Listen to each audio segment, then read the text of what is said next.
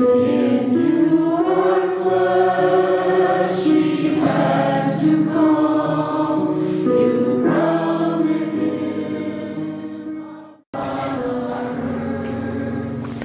Welcome to Now and Forever, a series of 10-minute reflections on good news spirituality, sponsored by the Charles and Catherine Free Family Foundation, headquartered in Bethlehem, Pennsylvania, and brought to you from Our Lady of the Sacred Heart Parish here in Watertown, New York. In this program, Father Vincent Free, a missionary of the Sacred Heart, reviews a collection of short commentaries on a spirituality based on the acceptance of God's love.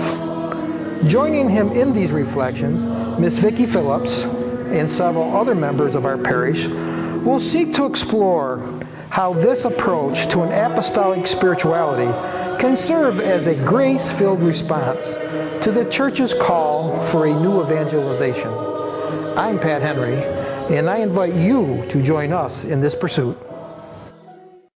You'll notice we changed the format. You don't have to interrupt. We're going to get into dialogue.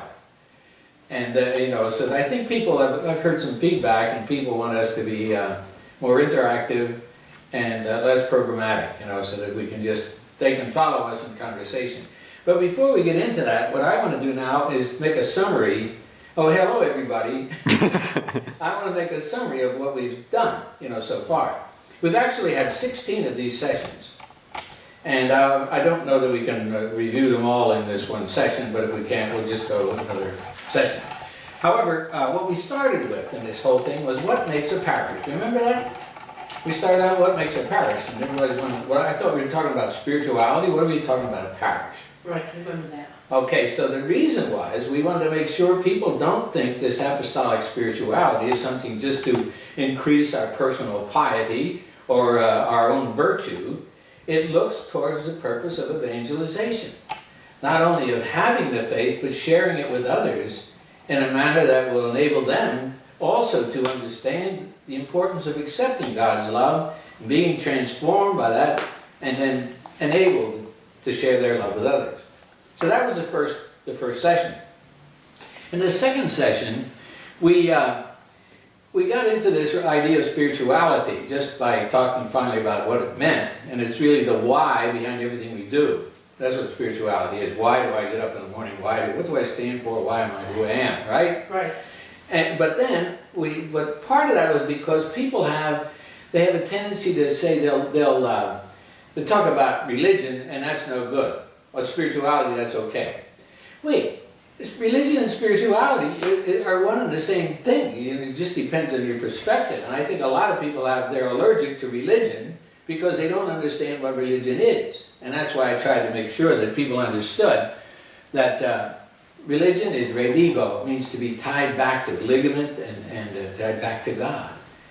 And that's what spirituality does to us. It animates, inspires us, and gives us a relationship to God. So that's why we did that second thing. And just because people do get confused and I think they're allergic. Well, people, they say, oh, I'm spiritual, but I don't want to go to church. Yeah. Crazy. Anyhow, then the third thing was, right away, I said we got to talk about this fact that spirituality, even though it's not just about going to church, it's about everything you are and do, but spirituality is rooted in worship and prayer. And that was I thought that was very important because what we wanted people to understand, that prayer and worship is to be present to God. When you worship God, you have to be present to God, and you have to bring yourself into that presence. And that, again, was an important aspect, the way I see it, for us to understand this idea of spirituality being the why of who you are and why you are. So we treated with that, and I think the next thing, the next thing right away, lest people misunderstand prayer. First they're going to misunderstand religion. Now, lest they misunderstand prayer, it says here in these summary notes, prayer begets piety. Not what makes you pray, but what prayer makes of you.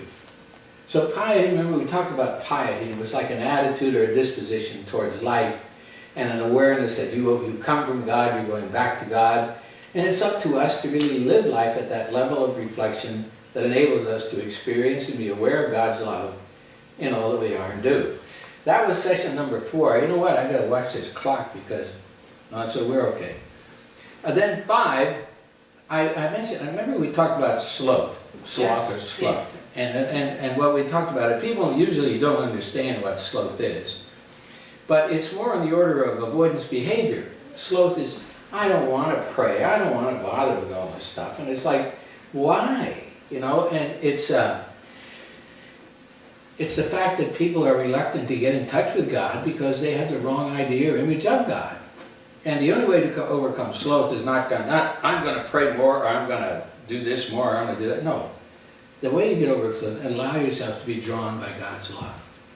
Once you understand and accept God's love, you'll be, like you have a good friend. Don't you want to be with a friend? Well, once you understand who God is, you want to be with Him. And that's how you overcome that whole sloth, which is the death. Sloth is the death of spirituality. That's why we got onto that right away. The next thing, it's once we get in touch with God's love and allow that love to transform our lives, then we're on the road to spirituality. The next thing we did was we talked about the fact that the spirituality, the word spirituality, became popular only about 70 years ago. It's in the 60s, I guess. Before that, there was really people didn't talk about spirituality. And you said, what did we talk about then? You remember that? And I said we talked about in terms of religion. We talked about prayer. We talked about character or virtue and all these other things. And obey the 10 Commandments. But we didn't really get into the why we do all that. Right. We just talked about that, and we actually studied religion. It was more like studying arithmetic or history or something like that. So that we treated with that, and that's where we're at when we come to spirituality itself. We finally came to spirituality. And the summation of that particular session was spirituality is really about reality, and reality is about love. So we finally came to what reality is about, love. And that's why we talked about now and forever. Instead of saying this program is all about love, it's about now and forever, because love is now and forever. And that's, incidentally, that's the response we have to a prayer that we have as an MSC. May the Sacred Heart of Jesus be loved everywhere. Response, now and forever. So, does all this stuff make sense? Are we getting anywhere? Yeah. Oh, okay. Yeah, makes Okay. sense. Okay. So, pardon me. So we say spirituality is really about reality, and reality is about love. Then the next thing we did was, here's a conundrum. And that was where we said, you can't escape from self-interest without turning to God. And you can't turn to God without turning away from self. And so that becomes kind of we'll get into this later on when we talk about conversion. But that's the introduction to spirituality. And that's where we talked about the sacrificial life of the church. That this is, and you asked me, I remember it clearly, you asked me, Father, could you talk a little more about sacrificial love? I don't know if I explained it then, but the word sacrificial comes from sacer, the Latin for sacred, and facere, like manufacture. That sacer, facere means to make holy. That's what it really means. So sacrifice really means to make holy. And holy is what we're made to be, because that's what love is. So love and holiness are really one and the same thing. And that's what we tried to deal with that, and then we went into, and I remember this, I didn't do a very good job there, and among other things. But we talked about the sacrificial life, or the sacramental life of the church. And I touched on the sacraments just briefly, but we'll get into that more later on. But that's key, that's really, if you're a Christian, you're getting close. When you finally come to understand the sacramental life of the church, then you've arrived. Because Jesus gave us the sacraments as a means of coming into divine life and sustaining it and fulfilling it in all that we are and do. It's like a total health plan, it's from birth to death. All the sacraments are right there to go with us, and orient us in life and nourish us and whatever. So then we still have, I think we're about done. So we'll have to do this. Vicki will pick this up again next time, okay? Okay. Meanwhile, thanks for listening. Take care and God bless.